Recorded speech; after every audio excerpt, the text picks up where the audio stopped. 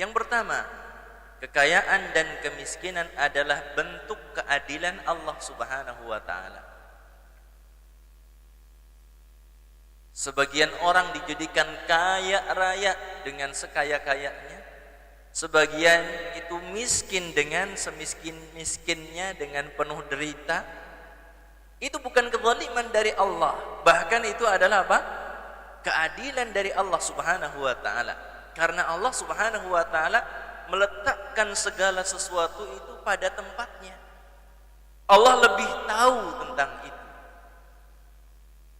Allah Subhanahu wa taala sudah meniadakan sifat zalim dari dirinya. Allah Subhanahu wa taala berfirman, "Wala yadhlimu rabbuka ahada" di dalam surat Al-Kahfi. "Wala yadhlimu rabbuka ahada." Dan Rabbmu tidak menzalimi seorang pun. Enggak ada seorang pun yang menzalimi, enggak ada seorang pun yang dizalimi oleh Allah Subhanahu wa taala. Dalam hadis qudsi Allah taala menyebutkan, "Inni haramtu dzulma ala nafsi." Sesungguhnya aku telah mengharamkan kezaliman atas diriku. Allah enggak akan zalim. Wa ja'alna bainakum muharraman fala tadzalamu, dan kami telah menjadikan kezaliman itu haram di antara kalian dan janganlah kalian saling menzalimi. Allah taala adalah tidak berbuat zalim sedikit pun, walaupun Allah taala melebihkan sebagian orang di atas yang lainnya dalam masalah rizki.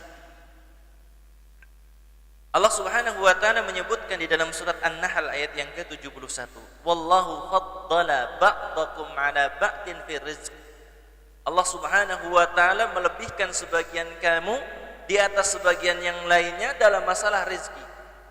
Tadi sudah kita singgung sedikit berkaitan dengan apa? Satu orang enggak akan sama dengan yang lainnya dalam masalah rezeki. Enggak ada satupun orang yang sama dalam masalah rezekinya. Allah lebihkan sebagiannya di atas sebagian yang lain. Kemudian kalau mungkin kita pernah tergambar dalam diri kita, terbayang dalam diri, kenapa ya Allah kok bisa seperti ini? Saya jadi susah seperti ini, yang lain jadi orang enak-enakan. Itu mungkin pernah terbetik dalam hati jenengan seperti itu, Pak? Sering. Hindarilah seperti itu. Jangan berprasangka buruk kepada Allah Subhanahu wa taala. Allah Subhanahu wa taala telah menyebutkan secara pasti, kalau Allah taala berikan rizki tanpa batas kepada hamba, maka manusia itu akan kelewat batas. Ini pasti, gak mungkin gak. Kalau seandainya Allah taala bukakan rizki kepada seorang itu kelewat batas, dalam artian apa? Melebihi takarannya, melebihi kebutuhannya, orang itu pasti akan melewati batasnya. Dia akan kelewat batas, dia akan sombong, dia akan zalim. Allah Subhanahu wa taala menyebutkan di dalam surat Asy-Syura ayat yang ke-27. Saya sebutkan di situ. Walau basatallahu rizqa li'ibadihi labaghaw fil ardi walakin yunazzilu biqadarin ma yasha. Innahu bi'ibadihi khabirum basir. Walau basatallahu rizqa li'ibadihi, jika Allah Ta'ala melapangkan rizki kepada hamba-hambanya tanpa batas ataupun melebihi kebutuhannya, sebagaimana disebutkan tafsirannya oleh para ulama, kalau Allah Ta'ala memberikan rizki kepada hamba melebihi batas keperluannya, kebutuhannya, labaghaw fil ardi, pasti manusia akan melampaui batasannya dia. Dia akan zalim, dia akan melakukan berbagai macam bentuk pelanggaran dan lain sebagainya.